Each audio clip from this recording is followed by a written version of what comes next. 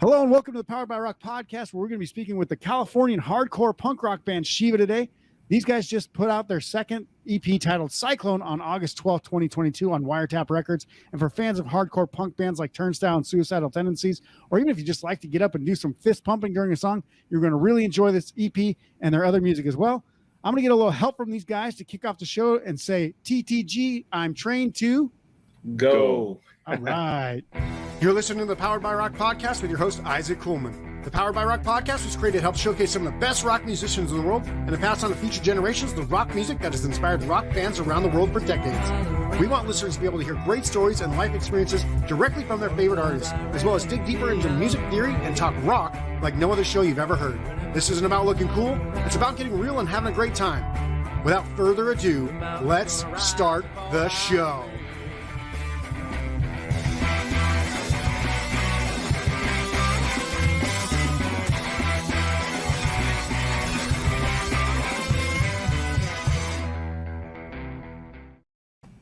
All right. Hey, everybody. Welcome to the Power by Rock podcast. I'm pumped today to be bringing on a pretty rad new band from Antelope Valley, California on the show in SHIIVA. This is Jabril and Alex from the band. I got to meet these guys after the show they played in Vegas back in March after hearing some of their music upon signing with Wiretap Records, and I've been impressed with them ever since. So, hey, guys, welcome to the show. Hey, thanks for having us, man. Yeah, of course. So, guys, obviously most people listening or maybe just, average punk fans or rock fans in general probably don't know that much about SHIIVA. So just to bring everybody up to speed, like on a few things, just let me know how you guys got together. What are some of the influences of the band, and why did you choose the name SHIIVA just to get started? So basically, when it comes to the creation of this band's kind of been a work in progress for a couple years. It really started with me and our guitarist Cole. We've been doing music together for years. We were in previous bands together, and we kind of wanted to do something that we felt was different. That was kind of like put together like a punk band. I mean, we were used to being like in hardcore bands or like metal bands. We were like, let's get something a little bit more energetic, kind of to match our style, match our energy. So we came up with SHIIVA. We kind of bounced ideas off each other. And I think it took, honestly, about 2 years of bouncing ideas before we actually were like, yo, let's actually really sit down and do this. And we met in my house. We went to his house a couple times, and me and him kind of just put together a few tracks, and then that's when we were like, "Yo, this might be something that can really kind of work." I think we put together one song together. We demoed it, and we started sitting around, and then we came over to homeboy Alex over here, one of the illest musicians out here, without a doubt. He's been doing music for years, also, and our old bands have always played together. So it'd be super cool to put together like a super group of bands or super group together out here of people who've been doing music out here for years. And that's kind of how SHIIVA kind of really came together with its full lineup of people. And we kind of just started writing music. We wanted to keep it punk, a little bit of a mainstream influence. And basically, as time went on, it started really feeling like this is a real thing. And then we kind of put out music. We went to go record. We were kind of geared to go, ready to do stuff, and then the pandemic hit. So we were kind of like sitting on the music for a long time. And what felt like 2 years at first, another year got added to it because now we have music with a band, but now we can't really play shows with this music. So we kind of were like, well, let's get in our bag. Let's see what we can do. That's still just as I guess productive without actually playing shows. So we started really driving the EP out. We started doing music videos. We started practicing a lot more, and then I think even then we wrote some of the songs that are about to be released or released now, I guess, when this video is out. Some of those songs were written a long time ago, and we finally just got around to like putting it out now. Yeah. Because we had the solitude to kind of like not play shows and continue to practice and write music. So it was a long time coming. But basically, I guess I consider this project like just a Justice League of musicians coming together and doing something cool. As far as the name SHIIVA, I like how you didn't use Avengers. You went DC with that. I would go Avengers, but I'm actually a Marvel fan, so okay. I do like your second rate in this instance. See, we don't have to do a Marvel battle. We can though, but we don't have to. No, I like both of those. I used to read the DC comic books. I prefer the comics over the movies, obviously. I prefer the cartoons over the movies too. But when it comes to I think cinematic universe, I think Marvel's definitely taking the cake right now. Yeah, for sure. Unfortunately, DC's just not holding their end up. Some of it's good, but not all of it. I thought the last Batman movie with Robert Pattinson was excellent, though. I'll give it that. I like that a lot. That was pretty good. Yeah. So how did you come up with the name SHIIVA? Is it, and obviously it's with 2 I's and capitalized. So there's got to be something going on with that. Yeah. So the name SHIIVA initially comes from, it's from, Hindu, obviously. Yep. What we wanted to do is we kind of want to put a twist on it. So we were like, well, we're going to add 2 I's to the name.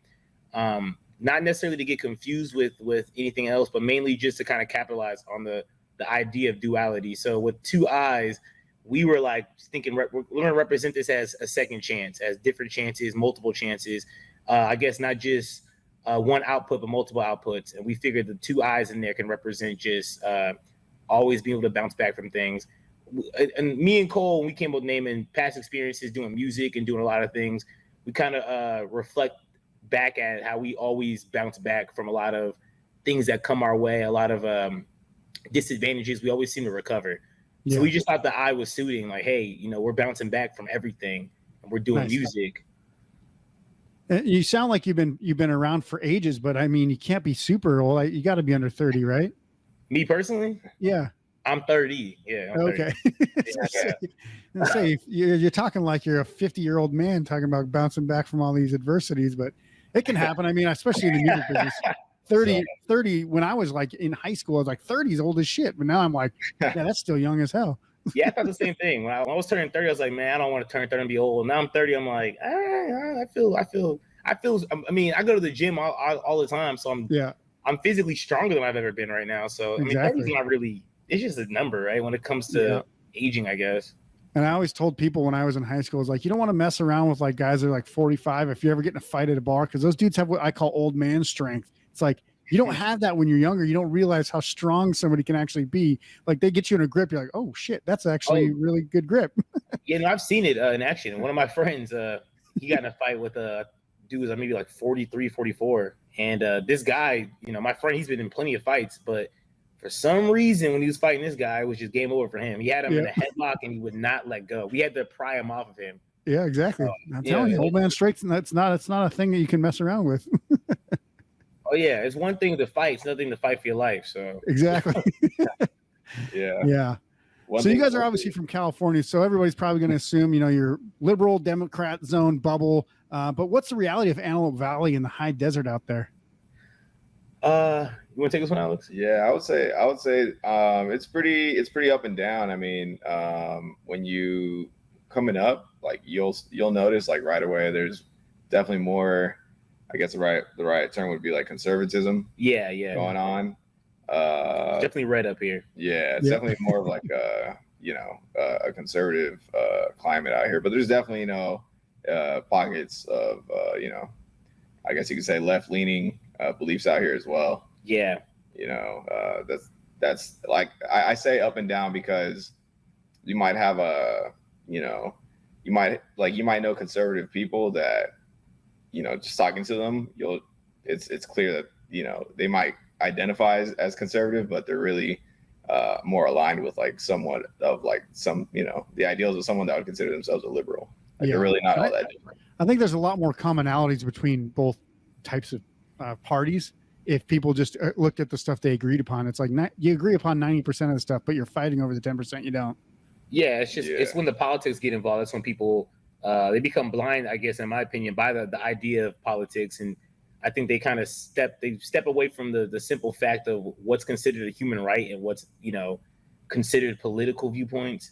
Yeah. And kind of like what Alex was saying, like out here, even though this is like the Antelope Valley, Lancaster, Palmdale, and it is in Southern California and LA County, which is definitely incredibly liberal.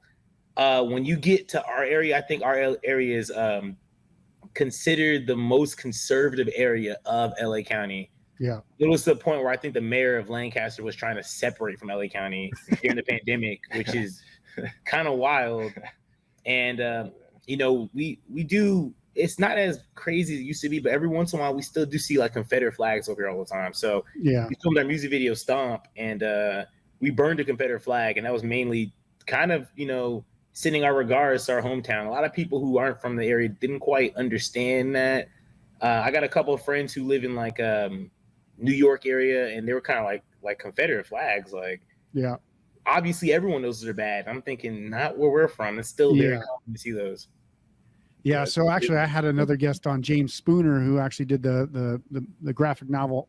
He called The High Desert, and he's just from a stone's throw away in Apple Valley. So he actually talked about how he grew up in the '80s as like one of the only black kids in his high school who liked punk music. He had like one other friend that was black that liked punk, and his drummer was actually a neo-Nazi because he just kind of had to have him in the band, because there was either like only kinds of people that were in the band was him and his other black friend, and then the one drummer who liked punk, and he was a neo-Nazi because his family was all neo-Nazis. You guys see any of that kind of crazy shit still, even though in 2022 is that still happening? Not neo-Nazis necessarily, but I am 30, and again, that's not that old, but I would say when I was in about 9th grade, going to shows and stuff, every once in a while we would see a lot of neo-Nazis, and we call them AV skins out here. Yeah. And the reason we call them that is because they're not sharps, and they have a certain perspective on things that we don't agree with. And what would happen, and I think when I first started going to shows, it was kind of the tail end of this, but a lot of the people went to shows, they would typically chase those people out. Yeah. So I think around, I would say 2004, 2005 is kind of the tail end of when you would even see anyone like that. I think the last time I saw a neo-Nazi out here who was openly just ready to just display his opinions on everything was probably in like 2011, and he walked in and he was quickly escorted out. So and that was personally by me and some of my friends. You got to balance. Was that industry theater? That was industry theater. Yeah. And he was trying to be cool. He said, "Nah, I'm cool, man. I'm cool." I was like, "Well, I just need to know, man. Are you a sharp or a neo-Nazi?" And he wouldn't answer me. He said, "Nah, I'm cool. I'm cool." And right then I knew, okay, I know what you are. If you were sharp, you would tell me immediately. So yeah. And for those who don't know, kind of explain the difference, because there's these kinds of people that, I won't call them reform neo-Nazis, but if people kind of identify with essentially white supremacy, but don't practice it. And then there's these other ones that are kind of like, they just shave their head and they're punk rock, right? So it's a little bit different, but they can be kind of interchangeably viewed because of the stigma of neo-Nazism. Yeah, unfortunately, I know that was a thing, and I'm trying to see if I can catch my history. But I know that was in the 80s, or was it the 70s? That's kind of when a lot of that got initiated, the idea of, I guess, neo-Nazis dressing and appearing like sharps. And that was mainly because of, I think it started in Europe. I'm not 100% on that, but I know oftentimes, like, for example, someone like my mom, I've had to tell her countless times, like, the difference between a sharp and neo-Nazi. And her opinion, she thinks, oh, well, if he looks like a neo-Nazi or he looks like a skinhead, then he's just a neo-Nazi. And that's definitely not the point. I know some people were sharps personally, and I don't want to say take offense to it anymore. I think because it's kind of rare to really see neo-Nazi. So people within our group or within our circle, or I guess in our subgenre, everyone typically knows when someone comes in, they're a skinhead. Immediately, everyone knows they're sharp. Yeah. But I guess the grand difference would be sharp, obviously, is skinhead, it was against racial prejudice, right? And there's neo-Nazis who have their own, I guess, inhumane prejudice towards everyone who's not of the Aryan blood. Yeah. And 90% of them aren't either, but they don't want to admit that. Oh, yeah, no, they definitely don't want to admit that. Yeah. Especially nowadays. I mean, I don't even know. I hate to say what they call pure blood or whatever. I don't even know who's like that anymore. Yeah. You're going to have to go to literally I don't know, Austria maybe to find any of those anymore anyway. Probably, yeah. I mean, everyone's so mixed, so it's interesting for people who have that perspective, and then themselves are hey, look, we're one and the same, so it's kind of crazy. Yeah, exactly. So obviously, let's dig into the music, because you guys have been busy. Obviously, all the politics and crazy stuff aside, I just wanted to get that kind of perspective out there, because I think it's an important thing when people think, oh yeah, you guys are going to come from super liberal California, you're going to ram punk music down my throat with some agenda. That may be the case, but at the same time, you have every right to, because you're living right next to the people who you're talking with, right? So it's not like you're in a bubble. You're definitely, this is an interactive on a daily basis kind of thing. But obviously with the new EP, it hasn't been released yet as we're talking, but by the time this goes live, I think it'll be a couple weeks out. So that's why I introed that in earlier. You guys kind of have some mixed stuff. So what I mean by that is, obviously on your first album, you guys had some tracks like, I think it was even Groove, where you go and go hard, and then all of a sudden you're kind of going into like a psychedelic rock kind of breakdown, and then you go back to being hard. You guys mix this up pretty well. So like for the first 2 tracks off this album, you got Train to Go, which is a little bit more melodic. It's not so, hardcore. And then you got Cyclone, which is just absolutely a as hard as you can go kind of song for pretty much the whole song. What's the kind of process for these songs in particular, and why do you guys like to kind of mix and kind of go back and forth? I think I'm speaking for the band because everyone's here to speak, but in my opinion, I think that the main reason why we try to keep everything feeling consistent but inconsistent at the same time is because I feel like everyone in this band comes from a different background in music. And I feel it's very important for people to understand, whereas we might be a hardcore band or a punk band, we're definitely a band that has influences from so many different types of genres. And I feel like even though we're in this one subgenre, all that other stuff in general, traditionally, historically, is still influenced by everything around us. And we're all huge music heads. We all love all different types of genres. And we were like, it'd be so cool to find a way to put this all in one at the same time, not feel like we're going to be cornered into one area where we have to sound this way. Because there's no rules in music, right? Yeah. When it comes to any type of expression, or when you're expressing yourself musically, there is no real rules to that stuff. Despite what people might believe, you should be able to do what you want. And I feel like the idea of SHIIVA is we have that freedom. We have a duality to be left, right, up, down. We could be whatever we want at any time, and no one would see it coming because that's how we're feeling at that moment. Or maybe tomorrow we'll feel another way, and you might feel this way, but tomorrow we'll be feeling that way. So I feel like, and I know I'm saying a lot, but I feel like it's less of us being pulled in the direction of what people want to hear and us pulling them into the direction of what we want to play. Yeah. Yeah. And I think that's good, because I was actually going to ask you guys, it's clear you guys aren't just influenced by specifically like hardcore punk music. Obviously, like, I mentioned bands like Turnstile, they're not just specifically influenced by hardcore punk bands either. So what kind of other music do you guys listen to? I mean, just between the two of you guys, I'm sure that you guys, I definitely get grunge a little bit in there. I get some obviously psychedelic rock in there. Are you guys listening to like classic rock and like grunge and alternative? What other kind of musics are you, what other kind of music are you kind of influenced by that goes into the music? Let's see what you got here. Yeah, I mean, honestly, it's funny that you mentioned the classic rock thing. I haven't really crossed that bridge yet, even though like classic rock has like been everywhere. Like I feel like like especially in America, like the biggest rock like staple is like classic rock. Yeah, So, well, like, don't worry about it. You're only missing like 30 of the most popular all-time selling artists ever. Yeah, it's not a big deal. Yeah, exactly. Like I have you know what classic rock vinyl I listen to a lot is Animals by Pink Floyd. Okay, Yeah. well there you go. Yeah, That's the only one you need to. If Pink Floyd is in your catalog, then you're good. but see, honestly, I still haven't heard Dark Side of the Moon. Okay, being well, honest. go watch The Wall, the movie, and just watch that, and then basically that should be good enough to. It's like an hour and a half long. Just go watch The Wall, the movie. It's most of the album. It's got a little bit of some other stuff mixed in there, but that The Wall is the best album I've ever seen in my entire life ever made. But that aside, even Animals is great. Like that's only like 4 songs, but it's a great album.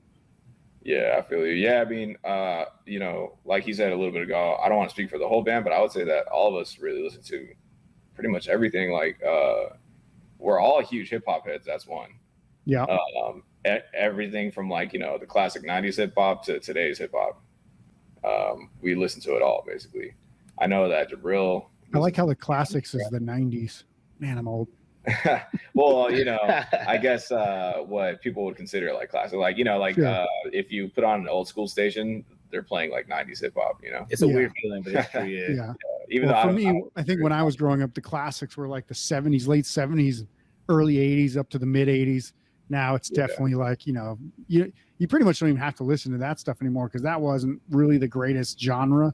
It's just kind of where like NWA and some other bands kind of came up, and then the big bands, the big artists and stuff kind of grew up in the 90s, where like Dr. Dre and Tupac and stuff.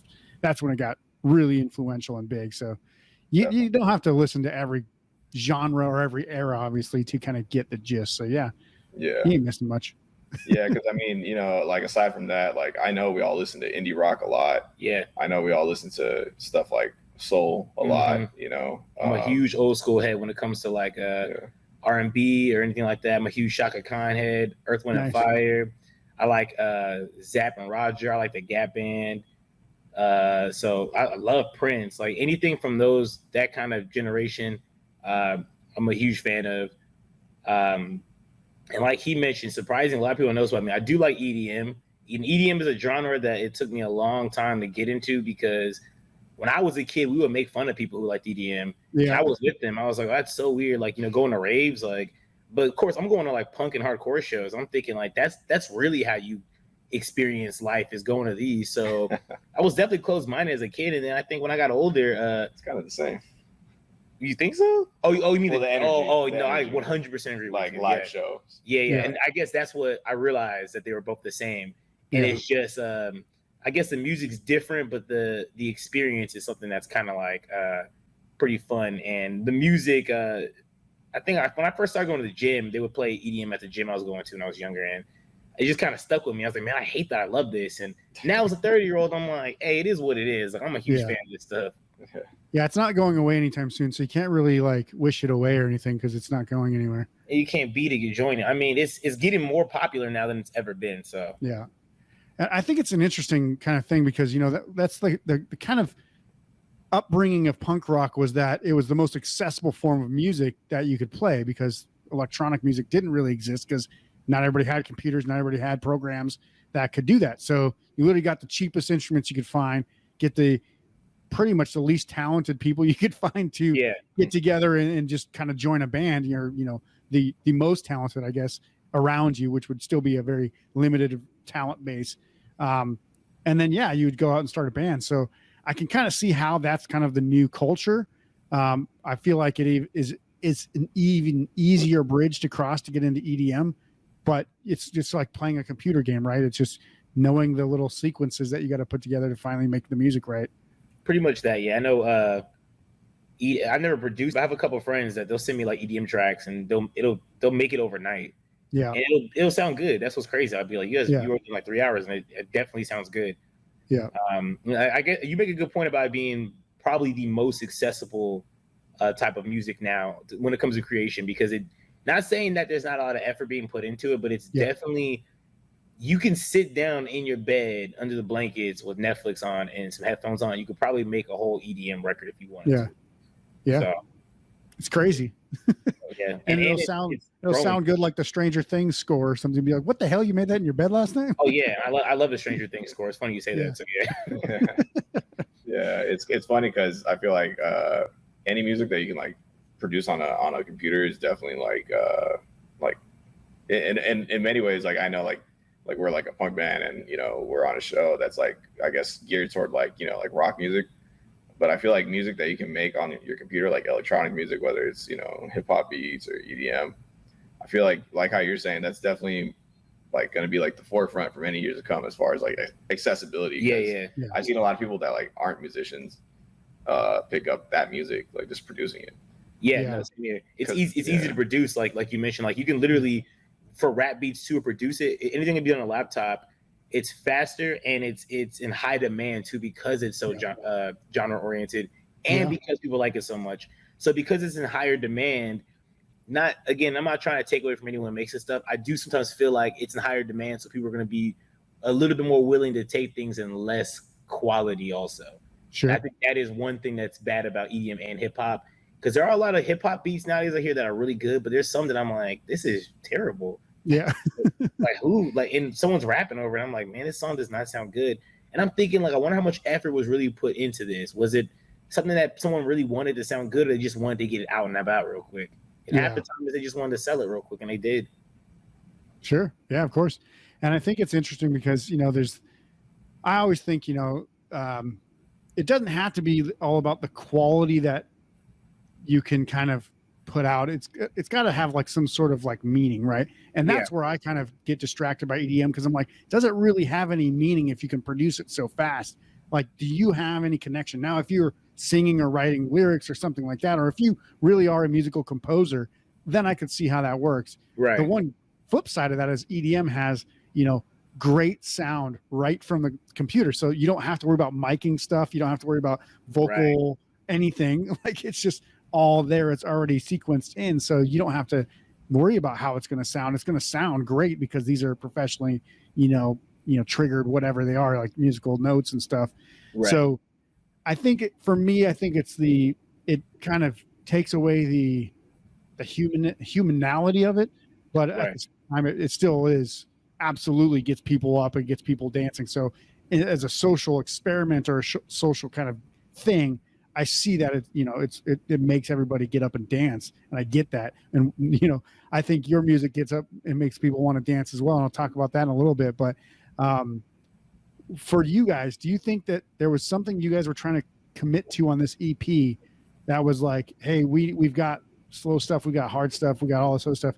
Was there anything thematically, or was this just like, hey, let's get the songs that we think are the best songs out there? Or what's kind of the songwriting process like for you guys to create this stuff? Typically when it comes to, I guess, putting anything together, songwriting, and even laying down like a track listing, we always kind of feel like because our writing process and the music we put out is always one way or another, it's going to be here or there. It's never going to be too consistent. We felt like it'd be kind of cool when you listen to it, that you get those inconsistent vibes. You get the inconsistent heart rate, I guess. It'll be a slow song, somewhat poppy song, to an incredibly aggressive song, right back to another one.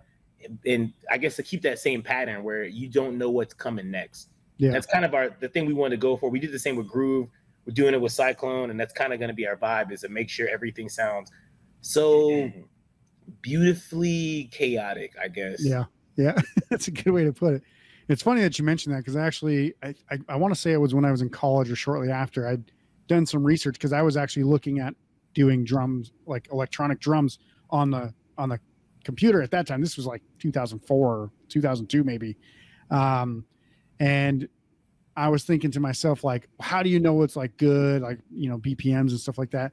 And for some reason I came across this like research or something that said like the perfect set of any DJ or any band basically has things that'll get your heart rate to like 120 BPM and then get you down to 70 and then get you right back up to like 140. And it's like so like when you're thinking of like your heart rate at BPMs, you're also thinking of like the speed of the song to get it there, right? So it was very interesting that this person, whoever it was that did this research, was saying like, you really can't just have all fast or all slow. Like to really get a crowd behind you, you got to have up and downs, and it feels like a roller coaster. It's the thrill of the live event, right?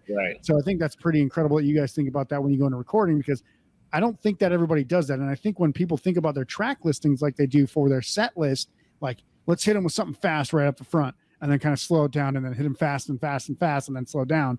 That's the kind of thing that I think comes out as a good recorded album in general, is when you think about it like a set list and not just like throw the tracks in any kind of general order you want.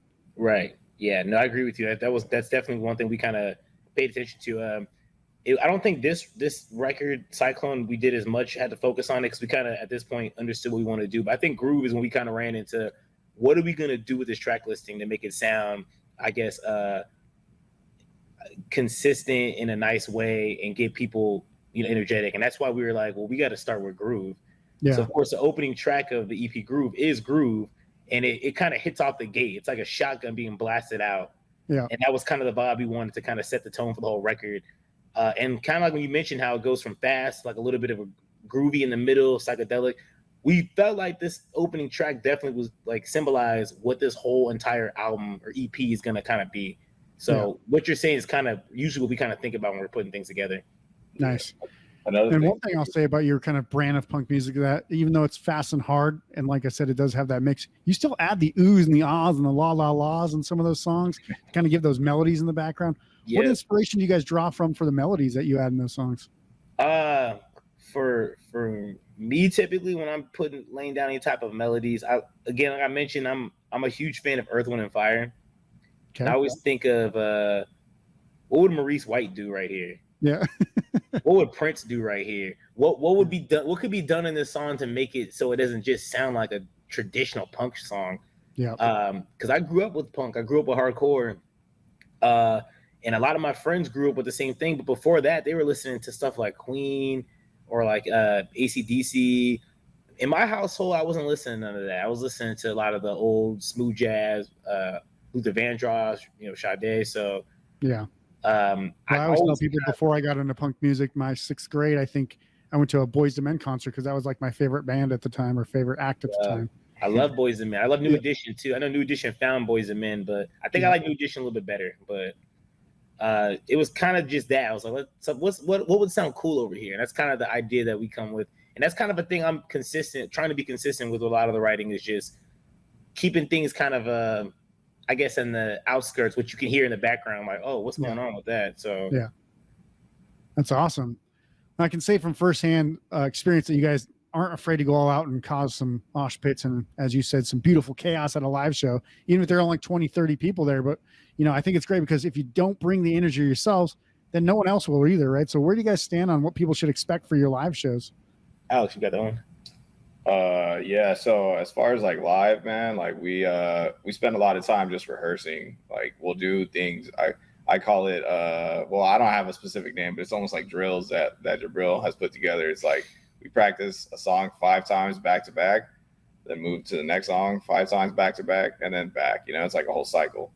And we do that just so little kinks can just get ironed out, Yeah. Our drummer now, Jimmy, me and him, we were in marching band. We were in high school together. And one thing that was like really big when we were like rehearsing a lot, it was just like dynamics and focus on like rhythm, just all that stuff, like something that is like important for live. And we always like apply that when like playing together in music.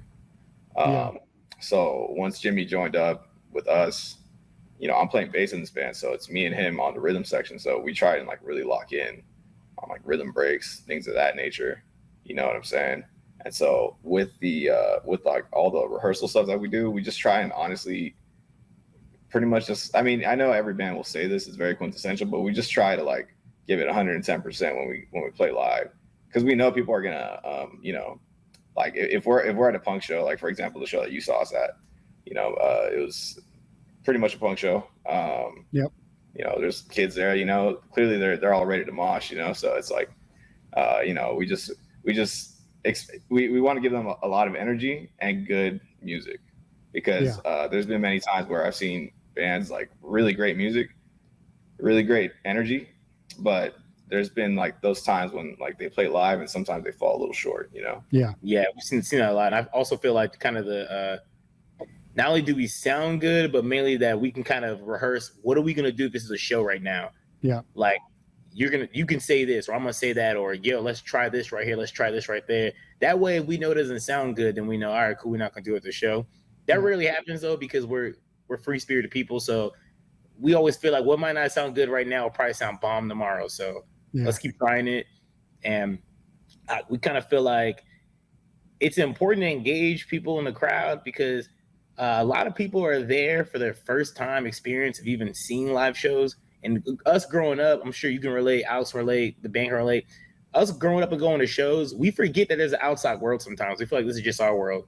And we always forget that when people step foot into this world, they don't really know what to expect. And when they kind of see the moshing and the arm swinging and the stage diving, they oftentimes think that it's a mess. They don't know what's going on. My own dad, my old band, he was like, I don't know if I can go to those shows. I don't know what's going on. I almost got hit one time. I was like, that's how it goes. But it's important to kind of let them know that what might seem like a mess or might seem crazy is all love and unity. Yeah. So I feel like when we engage the audience and they see that we're comfortable up here on stage in front of 20, 30, 40 people, that they can also be comfortable in front of us, just another set of 4 or 5 people on stage. Yeah. So we try to just bring that energy. That way everyone feels happy, has a good time. It's all love. Yeah. Yeah. And I can definitely, say that, the one thing I think when a band gets a crowd to get really energetic like that is there's going to be one of two things that happens. Either everybody gets it and everybody's like all in, like having fun and just trying to look out for each other. Somebody falls, everybody picks them up. Or the second thing is there's one dumb ass obnoxious person out there that tries to do something stupid and start a fight. And it's like, why is there always this one dumbass guy? Yeah, I'm kind of happy so far, and I don't think there's been a fight at any of our shows. But my old band and Cole's old band, people wouldn't even let us play shows anymore because thought we were gonna start fights. So I'm kind of glad that I guess his band is a little bit more. I don't want to say more positive, but it's a little bit more. I guess the energy is different where people are having fun. No one has too much, bent up aggression or anything like that when they come. And if they do, that's fine. Everyone's here having a good time as long as you can be respectful towards people and not project too much on others. That's no problem. But definitely know what you're saying. I've seen plenty of stupid fights like that. So it's like, I wasn't here to mosh. I was just here to listen to music in my own little bubble. And now I got hit. Now I got to start a fight. Yeah, it's happened, man. Yeah. What's crazy is me and our drummer, we've been playing together in another band for like the past 8 years, and that band's style of music is not like death metal or thrash or none of that. It's very like lighthearted, and even still, you playing Jack Johnson covers? Is that what you're saying? It's we're actually in a ska band together. Okay. And people start fights, and like we had a show where it was one of my plus ones. I brought him, and for some reason he got like uppercutted by somebody in the pit. Uppercutted, like really bad. Yeah, it's like a Mortal Kombat move. That's not a normal fighter. Someone's uppercut. Yeah, that's not an accident. I don't think anybody's skanking like this. Someone targeted him like big time, and we had to stop our set because our friend literally just got knocked out, and then the same friend for another set. Like, I'm not even kidding you. We played at Cedar. We played at our local rec center, but we played upstairs. It was in the upstairs room. And that same friend got in a fight with someone else who was also being like crazy in the pit. And they like tumbled so hard that they got like, I don't know how this happened, but one of them shoved the other one into like this window and shattered like the upstairs window. At least they didn't go through it. we kept so quiet about that because we're like, man, because I think we were supposed to like host a show there 2 months later. Okay. We didn't want anyone to know that was during our set, and I don't think they ever found out. So I'll edit this out and put it on the outtakes and be like, this is the never before heard confession. It's all good. The problem with us though is out here it's very hard for us to keep venues, and that's been a historic issue out in Antelope Valley. Is we'll have a venue and we have a lot of people don't know how to respect venues too much. They'll maybe do graffiti on it, get it shut down. They'll break a window, get it shut down. Or we have promoters that we can't trust and they're money hungry. So people start going to the shows. So because they stop going, it gets shut down. So I guess the idea of a window breaking at a venue, especially Cedar, he's saying Cedar Center. Cedar Center is probably the most historic venue we have out here. And it's still around. But the city has taken ownership of it. So they have a little bit more rules that we used to not have to worry about, but now we have to. So the idea of a window being broken, that's kind of a big deal. Yeah. It was a couple of years ago. It was when the city owned it, but it was like an independent show. It was actually a hip hop festival. And the person that put it together, they knew of our band. And so they like put us in the upstairs room, and we were like the only performers that had a pit that night, and someone at the hip hop show, I guess, didn't understand what all these people were like running into them. Mm-hmm. So they targeted my friend that got targeted at the other show, who was just there to have fun. Yeah. So I don't think that actually really fell on us. I think the person that organized that one had to take care of that. I see. Gotcha. That's why. But So I obviously did mention that you guys, you have a bit more dance heavy or dance friendly, I should say, type of music. And Jabril, I think you're kind of like essentially the cheerleader of the dance when you guys start playing. I think you even start off the show with, like a chant. I can't remember the exact line, but it's SHIIVA ain't afraid of you. I can't remember the whole thing, but then you get everybody just kind of going. And if nobody else is going with you, you're like, all right, guys, like get up here, let's go. Like stop standing around. You're at a show. So kind of explain to me, like, what do you think? Do you think that your music is any more dance friendly than like hardcore punk in general? Or do you think that's kind of friendly to dance to by nature? Or do you specifically try and do something specific with your guys' music that really makes it more dance friendly? And obviously we're not talking about slow dance. I sound like you cut out. I was just saying, do you guys think that your guys' music, do you do anything to it or with it that makes your kind of music more dance or mosh or, just movement friendly? I don't think that we specifically do anything different. I do feel though, and I feel kind of like when people see us and they see the energy we have, because a lot of shows we do play are typically heavy. A lot of heavy bands are on it, and usually we're the only band that doesn't sound the way we sound on it, and that's okay. We embrace that. But I feel like a lot of times people might feel kind of like, well, what are they doing on this bill? So it makes them more eager to want to check us out. And I feel like the whole band definitely, I know they understand, but I feel like me, because I am singing for the band, it's important for me to make it clear that we're just as lit and just as turned up as any band on this bill. You can mosh or you don't have to mosh. It's completely up to you, but we're still going to be the ones that are going to be breaking it down right now. So I typically like to speak to everyone and let them know that if you guys don't dance, we're about to dance. Yeah. And if we got to be the only ones up here dancing, that's cool too. I don't mind standing on the hill dancing by myself. And a lot of times I feel like people see that and they go, they feel kind of like, man, well, if he's about to do it, I'm about to do it too. There's certain parts of like songs that we have that aren't really like dance worthy songs or dance worthy parts of songs that people still dance to. And I love that. I think we all love that so much. So yeah. I'm a huge At the Drive-In fan. So when I look up like clips of them in the 90s, or I guess it would be the early 2000s, 90s into early 2000s, I see that as like the standard of like stage presence, you know? And even though I've kind of toned it down, like maybe since our first show, I try to like not be so crazy and out of control, but I try to give good stage presence when we're playing, even during slow songs. So at least people, because you know, as like a crowd person, like if I don't see the band having fun to their own music, how am I going to have fun to it? You know? I agree with that 100%. Yeah, exactly. I mean, I think that's a key thing that, you know, if you're not a musician and you don't play music, everyone's like, oh, you like your own music. That's kind of corny. It's like, if you don't like your music, no one else is going to like your music either. Like, you have to be, like your music has to be like one of your favorite music. Like, I write music. I still think I think I like my music more than I like a lot of music. Doesn't mean it's going to be anybody else's favorite, but I at least like it. Yeah, you take pride in it. I mean, it's something you put a lot of blood, sweat, tears, and time in. And I feel like, not saying your music is better than anyone's or anything like that, or that you worked harder than anybody, because that's never what it is.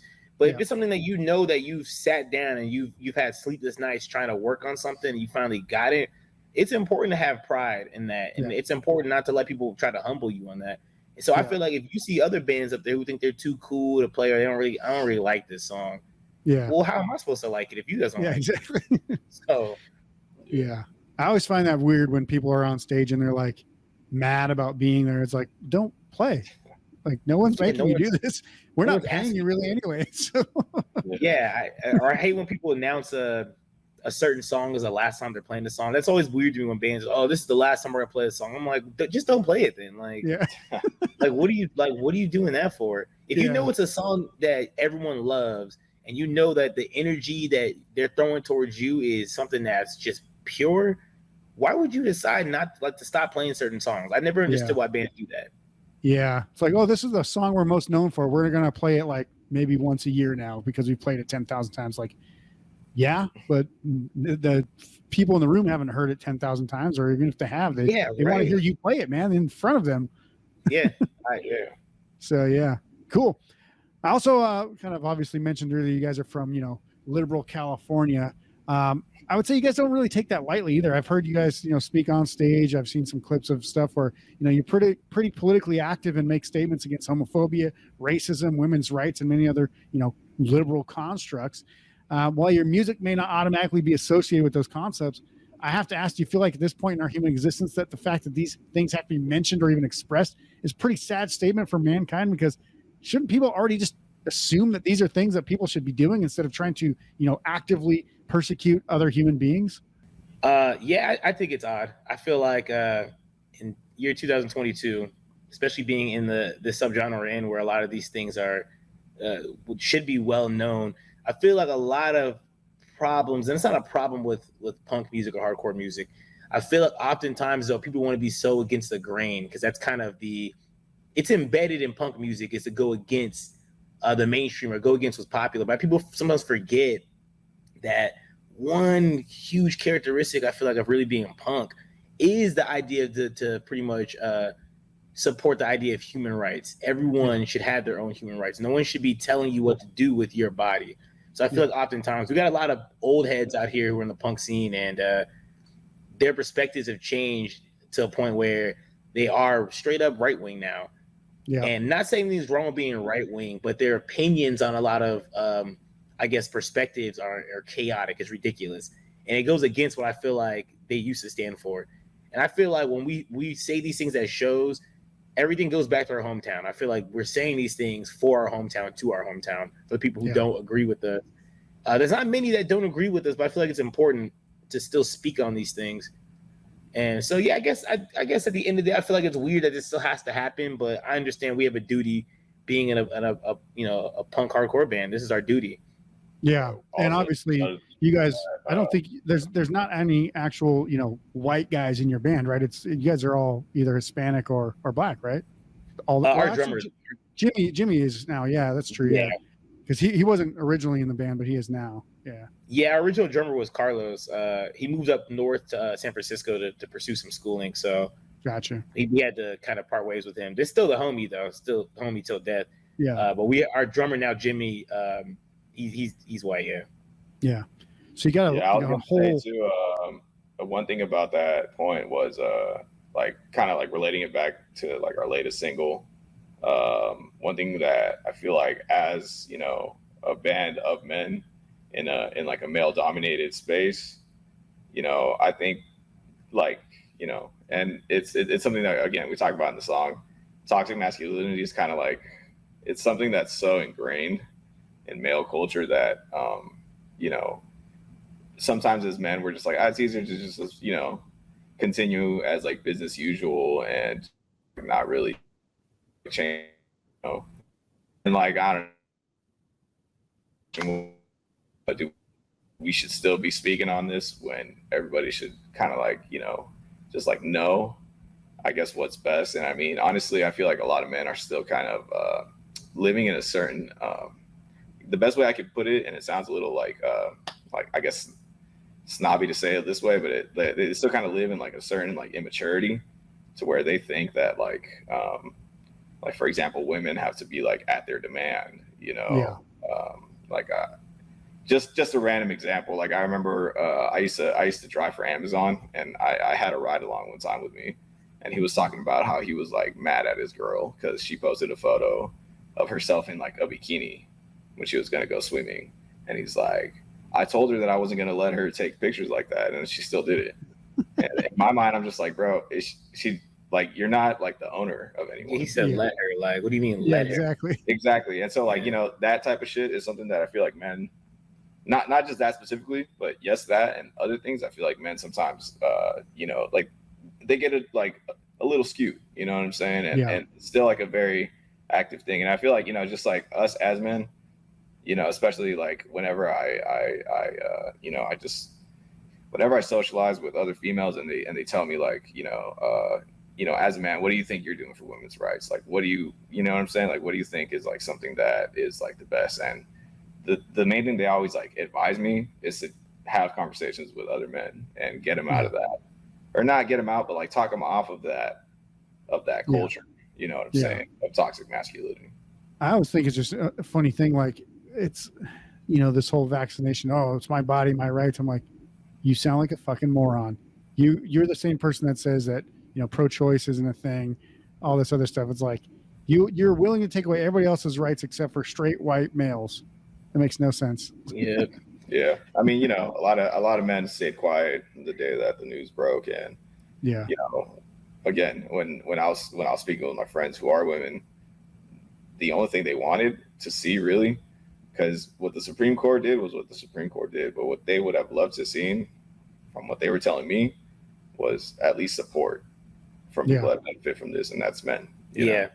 And that was something we spoke on. I think as soon as the news broke with the Supreme Court's decision, I think it was the first show we played, we immediately spoke on that in front of everybody because we thought it was important, especially us being a band full of those who identify as men, that we felt it was very important to let people know that we fully support what women do with their bodies, and we don't support what a room full of other men decide women should do with their bodies. Yeah.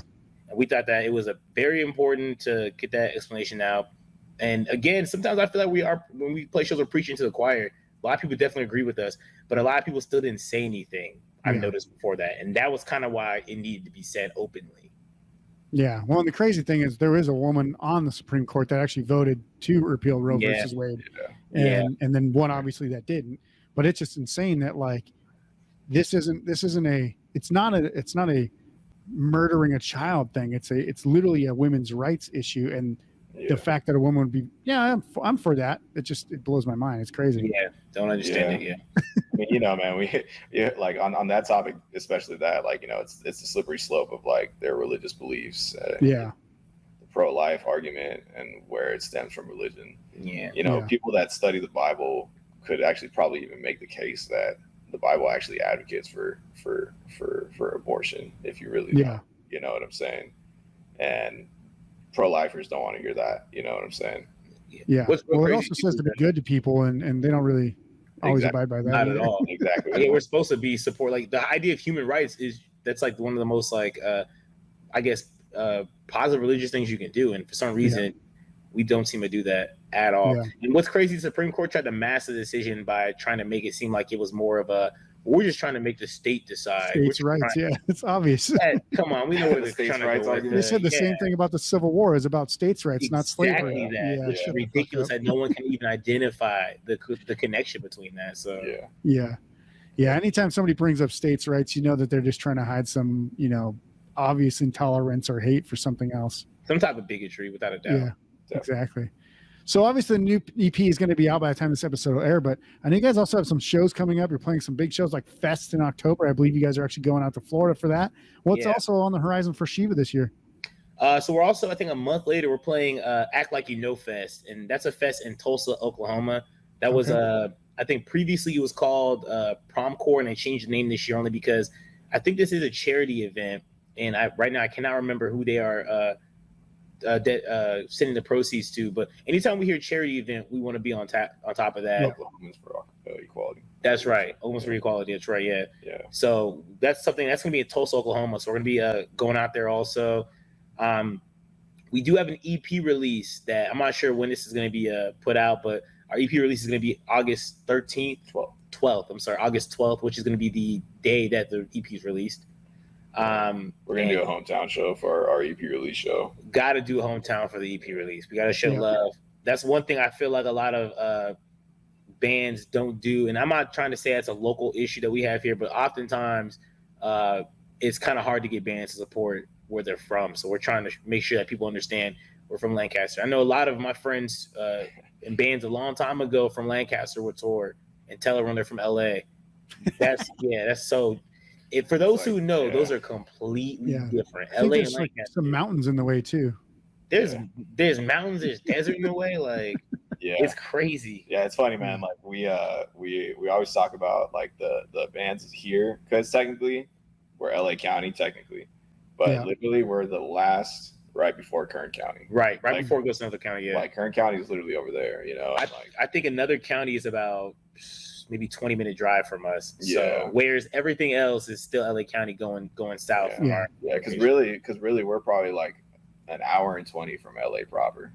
Yeah. You know? So it's like it's just funny to us. Like sometimes there's bands out here that will claim to be like Los Angeles bands, but they're not, you know? Yeah, and we find humor in it, but at the end of the day, we do see, at least me personally, I do see it as disrespectful. I do see it as this is a hometown that will support you. This Antelope Valley will support you till you die, cradle to grave. And I feel like it's almost really kind of jacked up to not show that same love back. Yeah. So, we always advocate like, yo, if you're from Lancaster, make sure you tell people you're from Lancaster, because if something happens, you fall off your platform, if you blow up or something like that, you're not gonna have a bed to fall back on. Yeah, for sure. I think it was well said. Funny Right? enough, you mentioned ska, Alex, earlier. Real Big Fish, they had a song that was something like basically, when we stop being famous, will our fans kind of be there for us, because they had that song "Sell Out," which was a joke, like, hey, we're selling out to get money and rich and famous, which then did get them, rich and semi-famous, or semi-rich and semi-famous. But then they had to have on the next album a song that's like, when the music industry basically spits us out, are you guys going to still love us? And it's like, Most of those fans did not. And the reason why is because they were only there for the flash in the pan, one song kind of thing. And the music business is so fickle. You know, you can work your whole goddamn life and maybe get one song ever played well enough to make you some money. And even if not, you just gotta live with whatever you feel is right for your band, not for what some asshole in England might think, or not. People in England are assholes, but some random person in England who's like, oh, they're from LA instead of Lancaster, California. Like, that person doesn't even care. Like, you don't have to tell them where you're from in general. You could just say, hey, we're from California, and they're not going to know any single city different, right? So like, to try to impress people by saying you're from LA to make you sound bigger, it's not really going to make you sound bigger. It's not going to matter to anybody at all, I don't think. No, man. That's like, it's funny, like I do a lot of like session gigging because I'm also a guitar player, and I do that in LA, and I do it primarily with an artist, but in like playing shows with her, I've met a lot of other people that have like tried to like get me like to play with them. And recently I met one where and this is not the same person, I met somebody and I followed up with them. I didn't end up like playing for them, but I follow up on like their social media and stuff. And one thing I noticed that's like really popular in LA is there's like songwriting camps, there's like industry dinners. You got to like pay like $250 to get like a ticket to these dinners. It's crazy. And it's just like, it's funny to see that being from like the punk scene. Because like the punk scene was never about that. Never. And it's not that stuff is corny or cheesy. It's just, I've been to those things performing, and it's actually not as hyped up as what it is. Like I've played in rooms where there's well-connected people and industry professionals and industry people, and they're literally just there to have a drink and dance with their date, and they're gonna leave. They don't like care about you really. They're not there to sign you to a contract. That's for sure. Exactly. So it's just funny that like bands that aren't from there will say, yeah, this is what we're about, and they like want to prop up an area that honestly more or less is like you'll find more originality just staying true to yourself than like what you're saying, trying to cater to like an industry standard when like the industry is like changing every single day. You won't give a damn about you tomorrow. Yeah, exactly right. Awesome.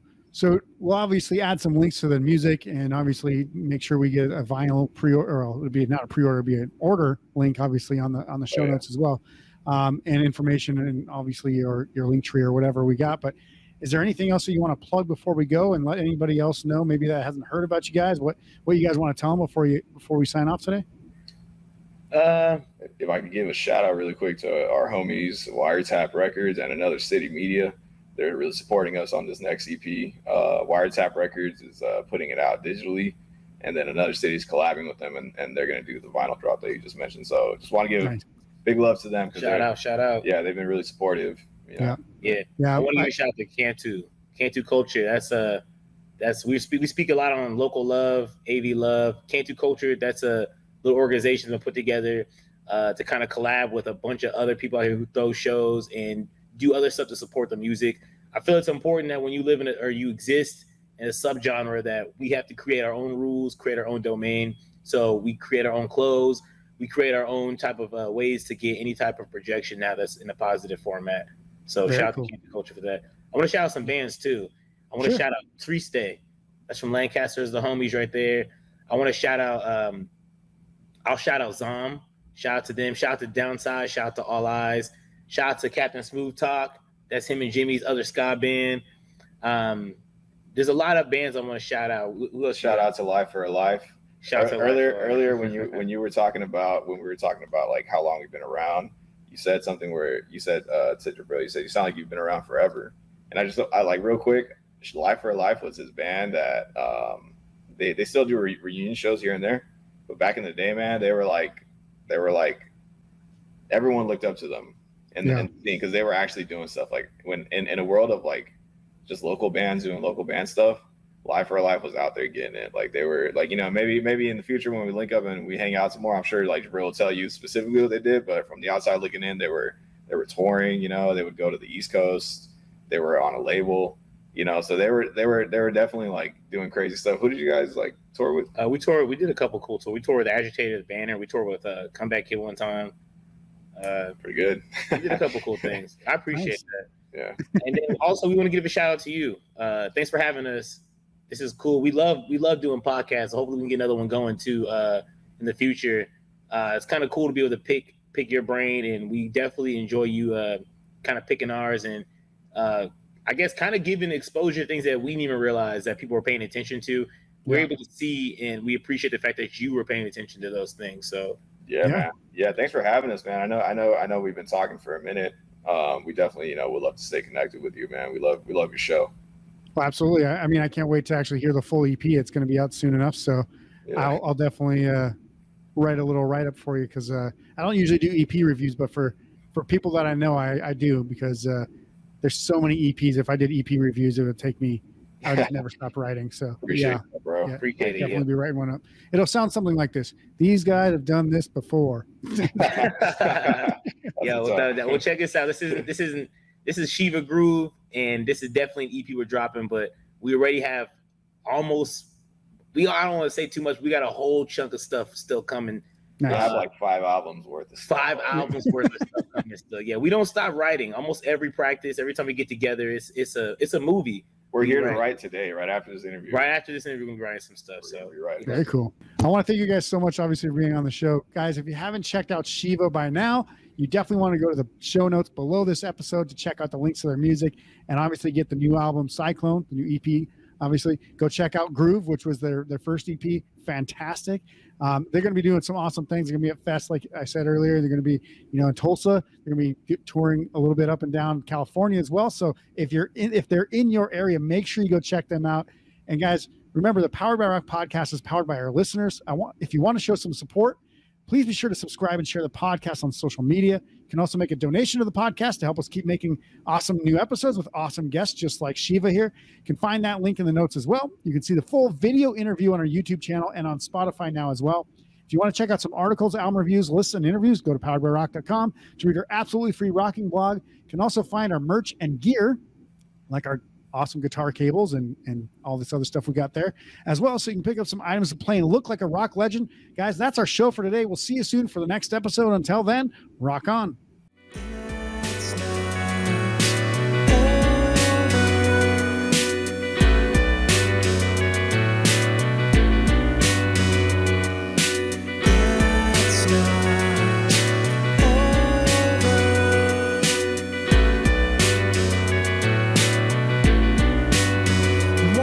Supposed to be